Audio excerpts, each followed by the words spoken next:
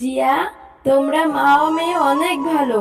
তাই তো সেই পচা কাঁঠাল থেকে এত বড় একটি কাঁঠালের গাছ হয়েছে। জিয়া, আমি বাজারে যাব মা।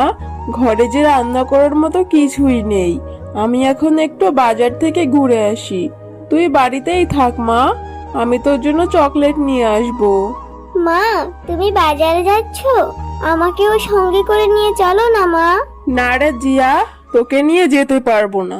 বাজারে গেলেই তুই এটা ওটা খাওয়ার জন্য বায়না ধরবি। আমার কাছে কি অত টাকা আছে যে তোকে কিনে দিব এসব? মা, আমি তোমার কাছে কোনো কিছুই চাইবো না। তুমি শুধু আমাকে সঙ্গে করে নিয়ে চলো। আমার যে বাড়িতে একা একা থাকতে একদম ভালো লাগে না। তুমি আমাকে নিয়ে চলো তোমার সঙ্গে। এরপর জিয়া তার মায়ের সঙ্গে বাজারে চলে যায়। তার মা যখন বাজার করছিল তখন সে বাঘ মামার বিক্রি করা কাঁঠালের দিকে তাকিয়েছিল। মা, ও মা, ওই দেখো না, ওইখানে বাঘ মামা কি সুন্দর কাঁঠাল বিক্রি করছে। কাঁঠাল থেকে কত ঘ্রাণ আসছে। হ্যাঁ রে জিয়া, কাঁঠাল থেকে তো খুব সুন্দর ঘ্রাণ আসছে। কেন রে মা? ও মা, এইখান থেকে আমাকে একটা কাঁঠাল কিনে দাও না। আমার যে বড্ড কাঁঠাল খেতে ইচ্ছা করছে। ওই কাঁঠালের ঘ্রাণে মনে হচ্ছে কাঁঠালগুলো খেতে অনেক মজা হবে। দাও না মা একটা কাঁঠাল কিনে। আরে, আমি কি অত টাকা নিয়ে এসেছি নাকি যে কাঁঠাল কিনে দিব? যা টাকা এনেছি তা দিয়ে তো ঠিক মতো বাজারই করতে পারলাম না। আচ্ছা ঠিক আছে, আমি বাগমামার কাছে গিয়ে দেখি বাকিতে যদি একটা কাঁঠাল দেয় তাহলে কিনে দিব, নয়তো আবার পরে। বাগমামা, আপনার কাঁঠালগুলো তো দেখে খুব ভালো মনে হচ্ছে। কি সুন্দর ঘ্রাণ বের হচ্ছে। তো বলছি বাগমামা, আমাকে কি একটা কাঁঠাল বাকিতে দিবেন? আমি কিছুদিন পরে এসেই আপনার টাকাটা দিয়ে দিব। আরে ঝুমা, তুই এসব কি বলছিস? কাঁঠাল খেতে এসেছিস তো আবার বাকিতে? না রে, আমি বাকিতে কোনো কাঁঠাল দিতে পারবো না।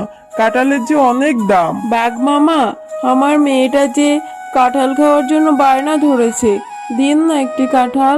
আমি আপনার টাকাটা যত তাড়াতাড়ি সম্ভব দিয়ে দিব। আরে ঝুমা, বললাম তো বাকিতে কাঁঠাল দিতে পারবো না। এখান থেকে যা তো, আমাকে বিরক্ত করিস না। বাগমামা, এভাবে কেন বলছেন? জিয়ার বাবা বেঁচে থাকতে আপনাদের সকলকে কতই সাহায্য করেছে, আর এখন আপনারা আমার সাথে এমন ব্যবহার করছেন। আচ্ছা ঠিক আছে, কোনো কাঁঠাল লাগবে না, চলে যাচ্ছি আমি। এরপর ঝুমা শিয়ালিনী মনটা খারাপ করে তার মেয়েকে নিয়ে সেখান থেকে চলে যায়। মা, তোমার রান্না করতে তো এখনো অনেক সময় বাকি। আমি ততক্ষণে আমার বন্ধু টিনার সাথে একটু খেলা করে আসি।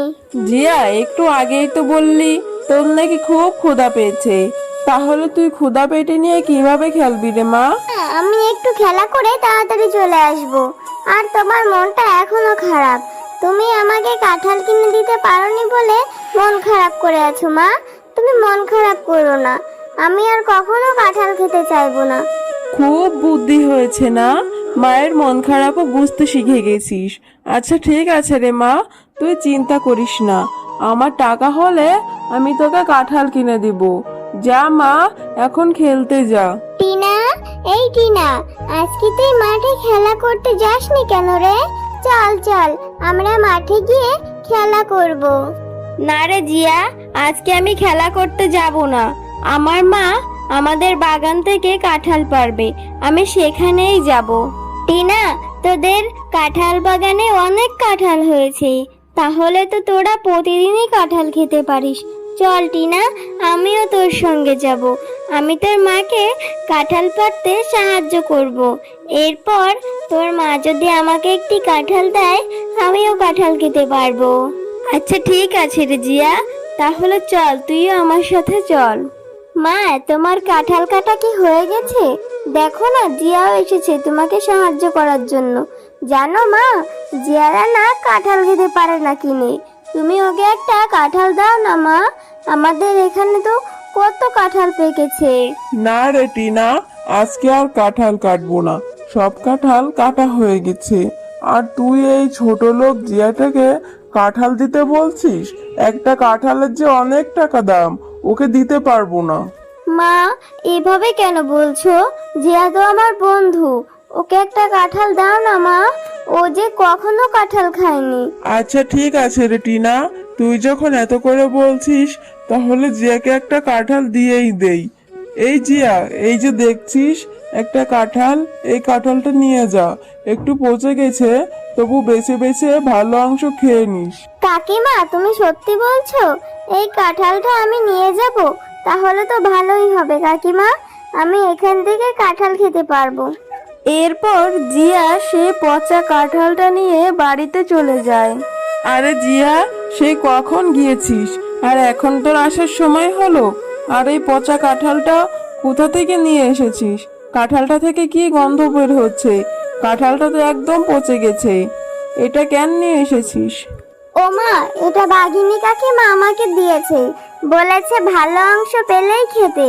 তুমি এটা ভেঙেই দেখো না মা, ভালো অংশগুলো আমাকে বেছে বেছে দাও, আমি সেগুলোই খাবো। জিয়া, তুই এসব কি বলছিস? এই কাঁঠালটা তো একেবারে পচে গেছে, কি দুর্গন্ধ আসছে। এটা দেখে তো কোনোভাবেই ভালো অংশ পাওয়া যাবে না। এটা খেলে তো তুই অসুস্থ হয়ে যাবি, এরপর ডাক্তার এসে তোকে সুচ ফুটাবে। তুই এখনই এই কাঁঠালটা ফেলে দিয়ে আয় মা, আমার টাকা হলে আমি তোকে কাঁঠাল কিনে খাওয়াবো।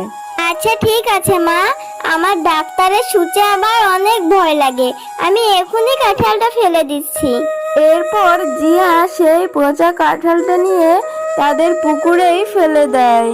মারে, এভাবে কেন বসে আছিস? কাঁঠাল খেতে পারিসনি বলে মনটা খারাপ? তুই মন খারাপ করিস না মা, আমার টাকা হলে আমি তোকে কাঁঠাল কিনে খাওয়াবো। এখন ঘুমিয়ে পড়।